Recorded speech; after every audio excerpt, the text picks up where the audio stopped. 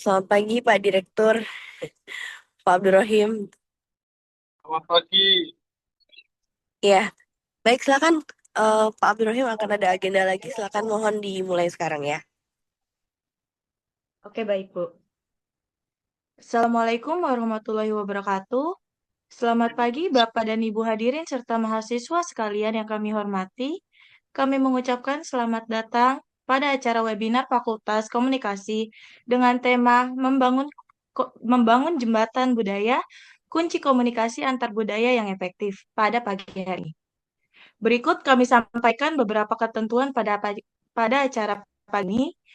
Yang pertama, kami mohon untuk para peserta untuk dapat menonaktifkan mikrofonnya pada saat acara berlangsung untuk kelancaran acara. Yang kedua, kami mohon untuk para peserta dapat menggunakan virtual background yang telah disediakan oleh panitia di kolom chat untuk kekompakan acara. Yang ketiga, kami juga memohon untuk para peserta agar dapat mengisi Google Form yang ada di poster ataupun di link yang sudah disediakan panitia untuk mendapatkan sertifikat. Demikian informasi disampaikan. Terima kasih. Bismillahirrahmanirrahim. Assalamualaikum warahmatullahi wabarakatuh. Alhamdulillahirabbil alamin wa bihi nasta'in wa ala umuri dunya waddin. Assalatu wassalamu ala asrofil anbiya wal mursalin wa ala alihi wa sahbihi ajmain. Kami mengucapkan selamat pagi. Salam sejahtera untuk kita semua. Om Swastiastu, Namo Buddhaya, salam kebajikan. Perkenalkan, nama saya Sandy Aulia, saya yang akan memandu acara pada hari Kamis. Pada hari ini, Kamis 18 Desember 2025, yang akan dilaksanakan acara webinar Fakultas Ilmu Komunikasi dari mata kuliah Komunikasi Antar Budaya kelompok 2 dengan tema Membangun Jembatan Budaya, Kunci Komunikasi Antar Budaya yang Efektif. Tujuan hari ini untuk melatih dan mengembangkan kemampuan kami. Yang saya hormati dan saya banggakan, Ibu Dr. Ayu Larasati, Esos MIKOM, selaku Kepala Biro Kerjasama dan dosen pengampu mata kuliah Komunikasi Antar Budaya, dan yang saya hormati Bapak Dr. Abdul Rahim, SEMM. Alhamdulillah, puji syukur kita panjatkan, karena berkat rahmatnya, kita masih bisa berkumpul untuk bersama-sama pada siang hari ini. Semoga kita semua tetap dalam kondisi sehat walafiat. Untuk memudahkan jalannya acara ini, izinkan saya bacakan susunan acara. Yang pertama, menyanyikan lagu Indonesia Raya. Yang kedua, pembacaan doa. Yang ketiga, kata sambutan oleh Ibu Ayu Larasati. Dan yang empat, penyampaian materi oleh narasumber. Dan yang terakhir, sesi foto bersama. Yang terhormat, Ibu Ayu Larasati, Esos MIKOM, selaku dosen pengampu mata kuliah Komunikasi Antar Budaya. Yang saya hormati Bapak Abdurrahim SEMM, selaku narasumber pertama, dan teman kami Okalina Fakhira Rahmania, selaku narasumber tim, dan yang saya kasihi seluruh teman-teman yang sudah hadir via Zoom. Sebelum saya lanjutkan, izinkan saya membacakan profil narasumber kita pada hari ini. Narasumber kita yakni Bapak Abdurrahim SEMM. Beliau adalah Direktur Politeknik Cyber Cendika International. Dan berikutnya pembahasan kita akan disampaikan oleh yang terhormat Bapak Abdurrahim. Kepadanya kami persilakan. Baik, terima kasih Mbak Uda dan teman-teman semuanya. Bismillahirrahmanirrahim. Assalamualaikum warahmatullahi wabarakatuh. Salam sejahtera untuk kita semua dan selamat pagi. Yang saya hormati Bu Dr. Ayu, terima kasih undangannya. Saya happy banget bisa jumpa walaupun virtual. Karena kita jarang banget ya ketemu, mungkin harus ada acara besar dulu baru bisa ketemu.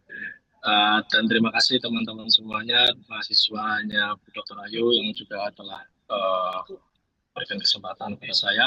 Mohon maaf ya, karena saya sedang di perjalanan, jika ternyata nanti ada suara terputus dan lain sebagainya, silakan nanti diinterupsi.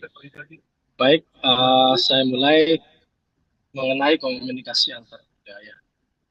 Mbak-mbak dan mas-mas yang ada di sini, ada sejumlah persoalan, ada sejumlah tantangan, dan ada sejumlah manfaat yang bisa kita dapatkan saat kita bisa mempelajari tentang komunikasi antar budaya. Kalau kita belajar dari negara-negara di Eropa, mereka itu akan mengutamakan bagaimana caranya mereka pembelajaran di awal mereka sejak kecil itu adalah bagaimana cara mereka bisa tertib. Yang kedua, bagaimana cara mereka bisa berbahasa dan berkomunikasi. Bukan bagaimana cara mereka berhitung dan lain sebagainya. Karena komunikasi itu jauh lebih penting dalam konteks hubungan antar manusia. Tapi ada banyak tantangan yang muncul. Tantangan yang muncul diantaranya adalah terjadi prasangka. Karena kan kita berbeda. Terjadi prasangka. Prasangkanya apa? Ya ada bias bahwa kita mengeneralisir semuanya padahal kita berbeda gitu. Mengeneralisir misalkan kalau kita melihat suatu negara tertentu kita anggap oh mereka sama padahal mereka pun juga antar beberapa daerah di sana bisa berbeda.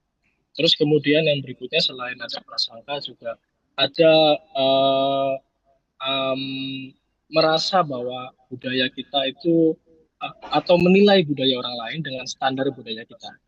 Nah, menilai budaya orang lain dengan standar budaya kita sehingga itu ada perbedaan value yang kemudian kita nggak bisa samakan. Seolah-olah kita ya budaya kita yang paling tepat untuk diimplementasikan. Gitu. Yang ketiga, kemudian ada persoalan yang ketiga itu adalah tentang tantangan bahasa. Perbedaan bahasa akan menimbulkan komunikasi yang juga berbeda. Selain bahasa, perbedaan bahasa itu ada aksen, perbedaan aksen, lalu ada perbedaan intonasi. Ya, mbak-mbak, mas-mas mungkin suka melihat kalau di Indonesia saja, beberapa daerah misalnya di Jawa dengan orang-orang di Sumatera atau Batak dan lain sebagainya akan berbeda intonasinya. Saat ada perbedaan intonasi, maka perbedaan intonasi itu bisa menjadi kesalahpahaman saat tidak saling paham bahwa oh kita berbeda. Terus kemudian yang keempat tantangannya adalah ada perbedaan nilai. Perbedaan nilai itu contohnya adalah standar sopan. Standar sopan yang menurut kita dan standar sopan menurut budaya yang berbeda itu akan lain. Kita akan ngerasa bahwa oh kok kamu nggak sopan ya. Misalnya, saya pernah punya kejadian waktu di Timur Tengah ada orang dari Yaman, gitu ya, sedang bernegosiasi dan tawar menawar. Coba bayangin, kalau ada orang memiliki jenggot mungkin ya jenggot atau brewok, ya, brewok, lalu kemudian dipegang jenggotnya, ada orang lain nggak kita kenal, saya punya brewok, saya punya jenggot, lalu orang pegang brewok saya akan bilang kamu nggak sopan. Gitu ya.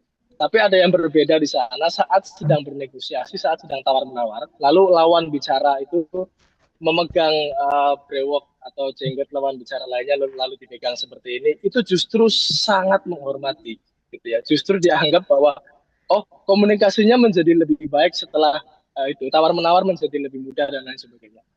Bagi kita nggak sopan gitu ya, itu standar sopan gitu loh.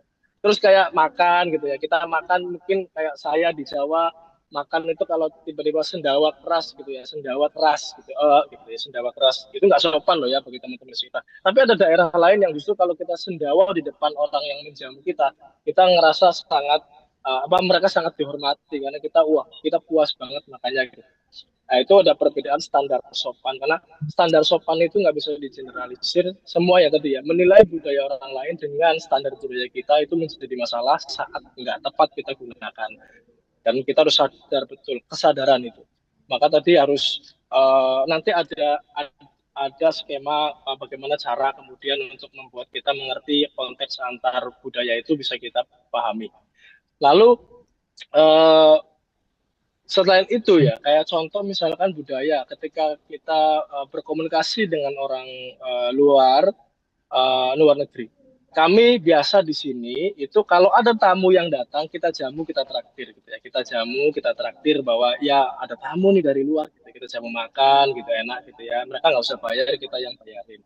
Traktir lah ya gitu ya. Tapi saat ada satu konteks saat saya di Jepang itu ada perbedaan. Maksudnya saya ngerasa jadi tamu yang disambut, dijamu di sana, diajak makan malam dan lain-lain ya, dinner gitu loh ya, bahkan lunch gitu. Terus kemudian kejadiannya, oh saya pikir saya ditraktir dong. Ternyata setelah selesai makan itu tidak satu kali, mungkin sekitar 4 kali saya makan dengan undangan jamuan mereka.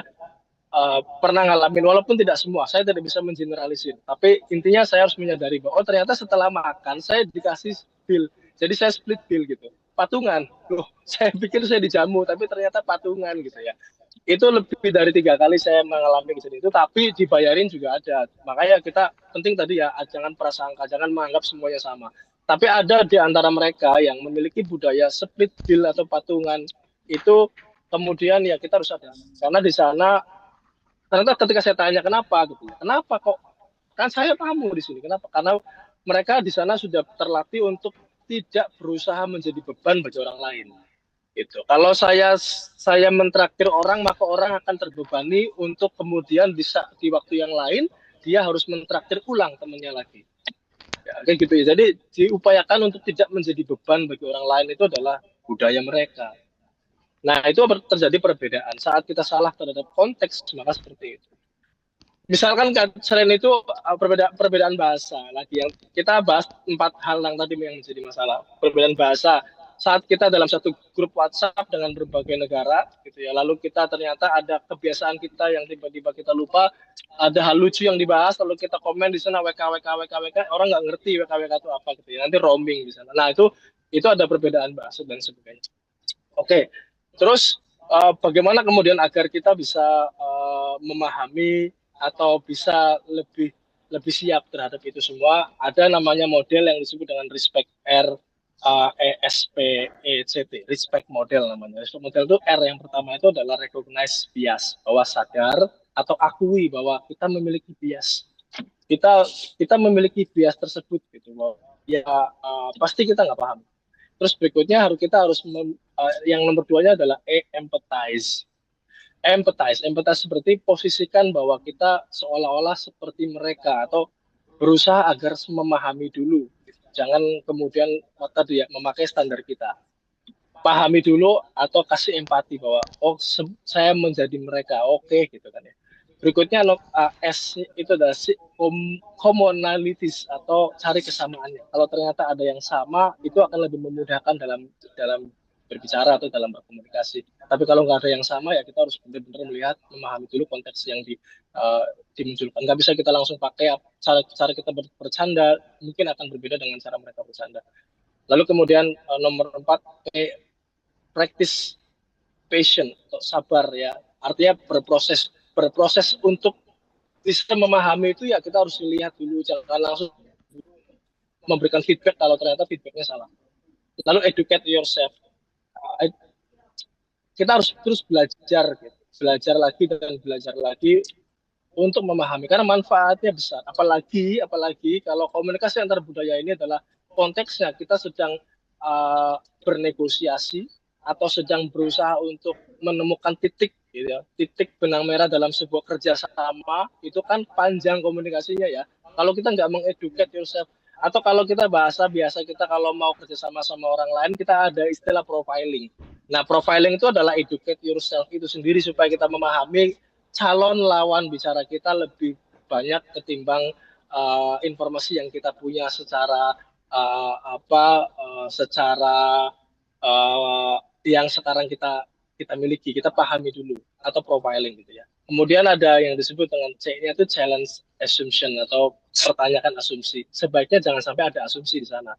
Dikelirkan aja ya informasinya supaya kita mengerti tentang perbedaan budaya itu sendiri. Dan yang terakhir adalah tes understanding.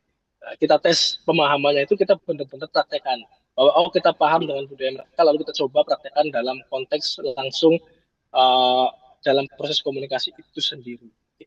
Nah gitu ya, jadi itu mungkin kira-kira singkat, karena tadi kita nggak banyak waktunya. Lalu kemudian nanti saya kembalikan lagi ke moderator. Intinya yang tadi disampaikan adalah ada 4 kemudian tantangan yang dihadapi, tapi manfaatnya banyak kalau kita berusaha mengelawan 4 tantangan tadi. Dan yang ketiga adalah tadi kita sebut respect model agar kita bisa memahami dengan lebih mudah dan mengimplementasikan cara komunikasi antara budaya ini sehingga kita bisa berkomunikasi dengan efektif. Karena manfaat dari komunikasi sangat besar dalam kehidupan kita sehari-hari. Terima kasih, itu mungkin yang bisa disampaikan dan saya kembalikan ke moderator. Baik, terima kasih kepada Bapak Abdurrahim atas materi yang sangat insightful pada pagi ini. Selanjutnya kita masih ada materi kedua yang akan disampaikan oleh teman kami Okalina. Oh ya, baik. Sebelumnya kita bisa foto bersama dulu. Untuk operator ya, untuk teman-teman diharapkan untuk on cam. Kita foto bersama sebentar.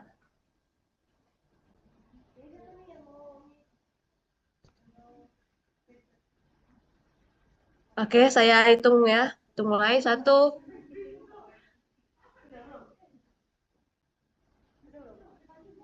Bisa ya. Ayo. oke, baik kita mulai. 1, 2, 3. Sekali lagi. 1, 2, 3. Oke, terima kasih. Baik, terima kasih atas materi yang disampaikan oleh Bapak.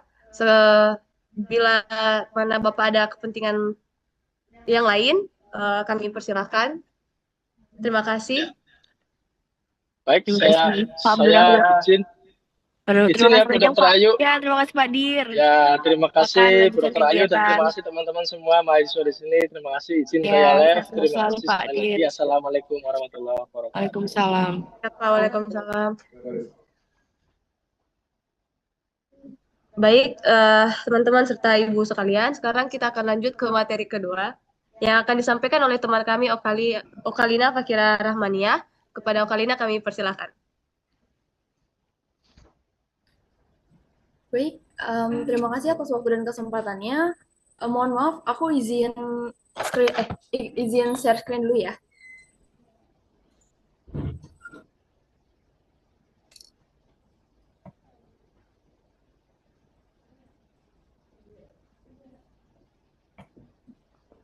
Izin, apakah sudah terlihat? Oke, sebentar ya.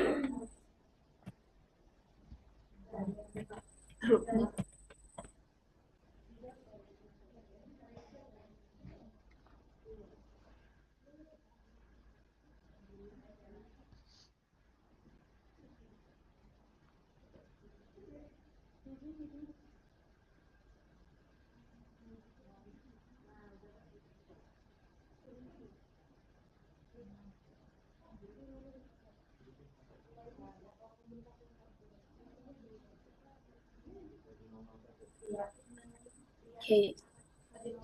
Baik. Assalamualaikum warahmatullahi wabarakatuh. Selamat pagi semuanya. Terima kasih kepada moderator dan juga terima kasih saya sampaikan kepada Ibu Ayu Larasati selaku dosen pengampu mata kuliah Komunikasi Antar Budaya. Di sini saya akan menjelaskan sedikit saja paparan saya mengenai membangun jembatan budaya, kunci komunikasi antar budaya yang efektif.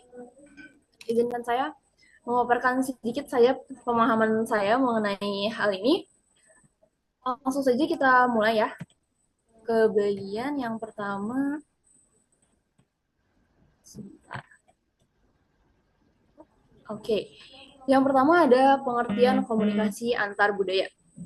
Nah, komunikasi antar budaya itu adalah proses penyampaian dan penerimaan pesan antara individu dan juga kelompok yang memiliki latar belakang budaya yang berbeda seperti bahasa, nilai, norma, ataupun cara berpikir dan berperilaku. Oke. Sebelumnya teman-teman tahu nggak sih kenapa sih komunikasi dan budaya tuh kayak nggak bisa dipisahin gitu loh. Selalu berkaitan terus. Nah, di sini ada menurut Smith tahun 1966, kebudayaan merupakan suatu kode atau kumpulan peraturan yang dipelajari dan dimiliki bersama. Untuk mempelajari dan memiliki bersama diperlukan adanya komunikasi. Nah, sedangkan komunikasi sendiri itu memerlukan kode-kode dan juga lambang-lambang yang harus dipelajari dan dimiliki bersama. Nah, kesimpulannya, hubungan antar individu dan kebudayaan itu saling mempengaruhi, saling berkaitan, dan saling menentukan. Kebudayaan diciptakan dan dipertahankan melalui aktivitas komunikasi para individu antar anggotanya. Nah, secara kolektif, perilaku mereka tuh secara bersama-sama menimbulkan adanya kebudayaan baru yang mengikat dan harus dipatuhi oleh individu agar dapat menjadi bagian dari unit tersebut.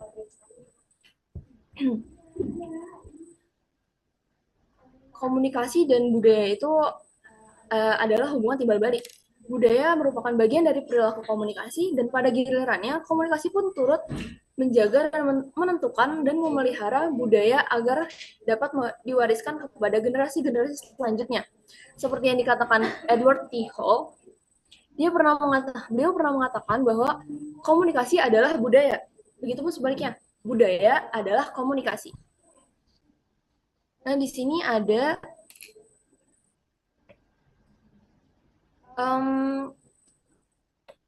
buat apa sih interaksi antar budaya tuh? Kelihatan? Oke. Buat apa sih komunikasi antar budaya itu? Kenapa sih kita harus perlu banget buat mempelajari komunikasi antar budaya? Nah, di sini tertera interaksi antar kelompok budaya terjadi setiap hari.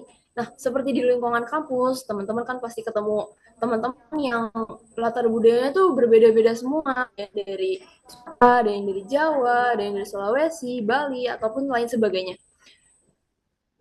Lingkungan bertetangga pun beda-beda ya, ya. Nah, pemahaman budaya ini seringkali menimbulkan miskomunikasi, konflik kecil, ataupun melewatkan peluang kolaborasi. Oleh karena itu, membangun jembatan budaya berarti mengembangkan kemampuan untuk memahami perbedaan dan persamaan budaya melalui komunikasi yang efektif dan secara hormat.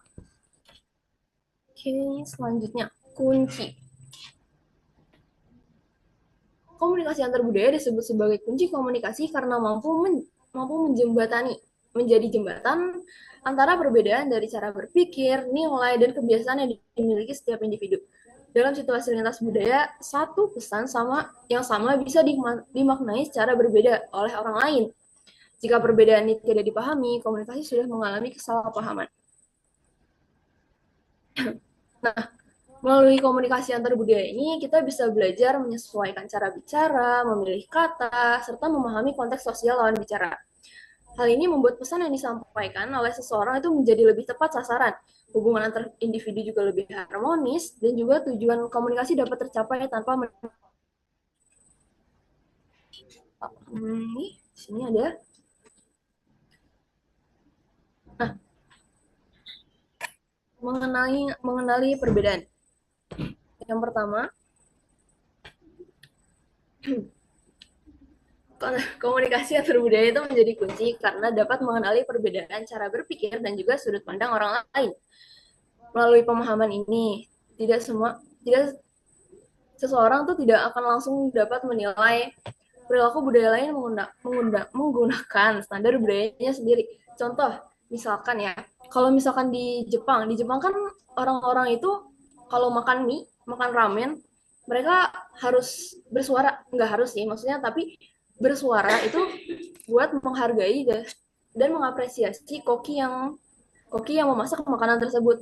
Jadi kayak makanan ini enak banget, jadi suaranya tuh harus keras gitu. Nggak harus, cuma itu bentuk apresiasi dan cara menghargai dari konsumen kepada koki. Nah, tapi kalau di Indonesia ada sebagian orang yang menganggap hal tersebut tuh kayak apa sih, jorok banget gitu, karena bisa menimbulkan cipratan kemana-mana gitu kan. Nah, kalau kita udah mempelajari apa itu komunikasi antar budaya dan kita bisa mengenali perbedaan budaya yang terjadi, kita akan lebih harmonis, kita akan lebih menghargai perbedaan-perbedaan yang ada. Nah, kita akan melihat perbedaan tersebut tuh dalam konteks yang lebih objektif dan juga terbuka. Kemudian ada hubungan sosial yang efektif dan harmonis. Ketika individu mampu menyesuaikan gaya komunikasinya, pasti interaksi yang terjadi tuh bakal lebih lancar kan, dan saling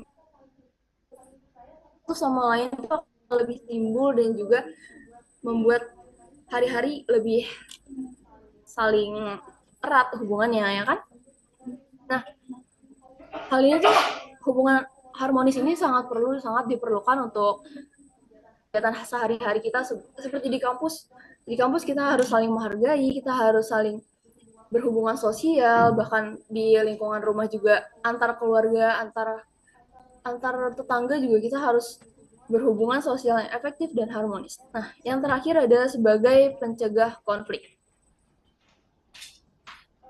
Dalam kehidupan sehari-hari itu antar budaya juga dapat berperan sebagai alat pencegah konflik karena banyak konflik sosial kan yang sebenarnya awalnya tuh dari kesalahpahaman komunikasi, bukan dari perbedaan kepentingan, cuma karena dia nggak ngerti, dia nggak paham apa makna sebenarnya yang ingin kita sampaikan. Jadi bisa berujung kesalahpahaman dan akan membesar menjadi konflik yang berkepanjangan. Dengan memahami konsep komunikasi antar budaya ini, individu itu dapat mengelola perbedaan secara konstruktif dan juga mengubah potensi konflik menjadi peluang untuk saling belajar lagi. Jadi akan lebih harmonis, tenang, damai dengan semua. Selanjutnya ada sikap yang perlu dimiliki. Sikap apa sih yang perlu dimiliki untuk kita tuh dapat berkomunikasi secara lancar dan efektif dalam komunikasi antar budaya. Karena di Indonesia ini kan kita mempunyai banyak sekali budaya ya. Nah, yang pertama itu ada terbuka terhadap perbedaan. Sikap ini tuh dapat membantu individu untuk menerima perbedaan sebagai hal yang wajar dan memungkinkan terjadinya pertukaran makna yang lebih efektif. Yang kedua, ada menghargai budaya lain. Tanpa adanya rasa menghargai ataupun rasa hormat, komunikasi antar budaya akan menimbulkan konflik dan ketegangan.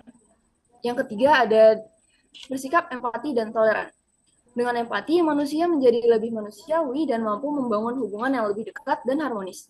Yang keempat, ada menyadari pengaruh budaya diri sendiri. Sikap ini tuh mencegah munculnya emosi negatif akibat kesalahan kecil. Yang kelima, ada rendah hati dan mau belajar. Sikap ini tuh sangat penting untuk membangun kepercayaan dalam interaksi lintas budaya. Yang terakhir ada fleksibel dan berkomunikasi. Sikap ini tuh mendukung terciptanya komunikasi yang efektif dan kontekstual. Yang terakhir, kebiasaan komunikasi efektif. Nah, ini kebiasaan-kebiasaan untuk membangun komunikasi yang efektif ya. Yang pertama ada peka ruang dan peka jarak. Perbedaan antar budaya mempengaruhi interpretasi atau makna pesan yang terkandung dalam bahasa, tanda, dan simbol, baik verbal maupun non-verbal ya, yang bisa diucapkan, ataupun gaya bahasa, gaya tubuh. Yang kedua ada peka terhadap hubungan. Yang kedua, yang di bawah ini, efektivitas komunikasi antar budaya menuntut setiap orang yang berkomunikasi untuk peka terhadap hubungan. Setiap kebudayaan menetapkan dengan pasti dan tetap bagaimana seharusnya manusia berhubungan dalam berbagai konteks.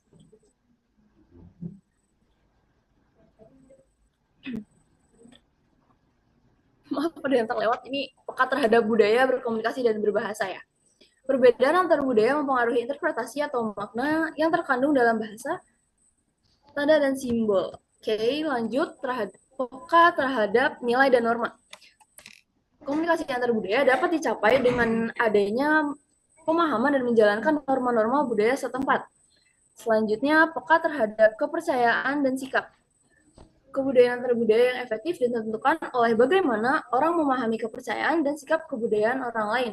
Pergaulan dengan orang-orang dari suku bangsa yang lain maupun agama-agama lain ditentukan oleh sejauh mana seseorang menunjukkan sikap tertentu yang peduli terhadap kepercayaan orang lain. Nah, sudah sampai di penghujung. Sekian yang bisa saya sampaikan, sedikit pemaparan saya dan sedikit pemahaman saya mengenai komunikasi antar budaya sebagai jembatan budaya. Terima kasih, saya kembalikan kepada MC. Silakan. Moderator. Terima kasih. Baik, terima kasih kepada teman kami Okalina yang telah menyampaikan materi kepada kita. Karena dua narasumber telah menyampaikan pemaparan pada hari ini, maka untuk teman-teman semua, bila mana ada pertanyaan, kami persilakan.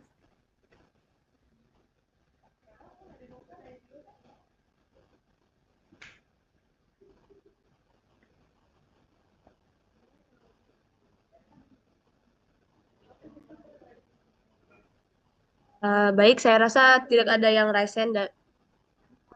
Semua sudah paham sepertinya. Kalau begitu terima kasih. Sekian panduan kegiatan webinar kita pada hari ini oleh saya. Terima kasih dan saya kembalikan ke MC untuk Sandy. Saya persilakan. Terima kasih banyak kepada Wika atas panduan dan arahannya dalam sesi ini. Berkat Anda mengenalkan para narasumber dan jalannya, acara dengan rapi dan penuh energi sangat luar biasa. Kehadiran Anda benar-benar memberikan nilai tambah bagi acara kita hari ini. Semoga keahlian dan semangat Anda terus menginspirasi banyak orang. Sebelum ditutupnya acara ini, baiklah untuk berfoto bersama untuk para peserta webinar, dimohon untuk mengaktifkan kameranya untuk kita foto bersama sebelum berakhir acara ini. Yo,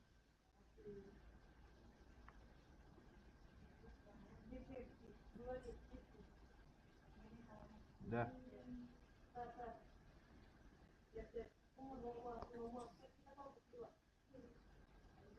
Sudah. Udah.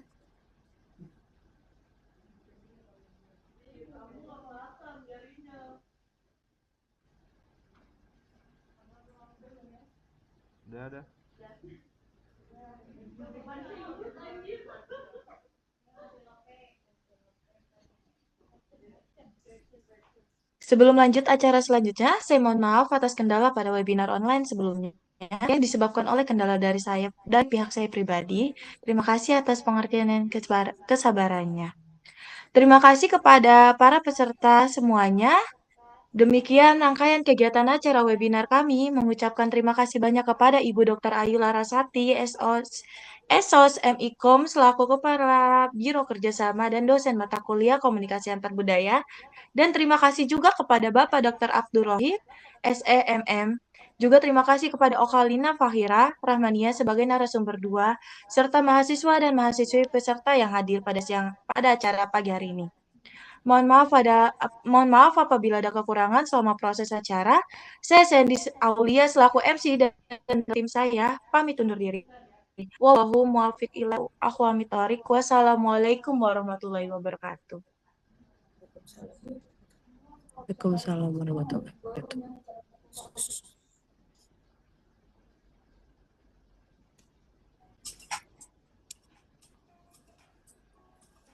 On kan?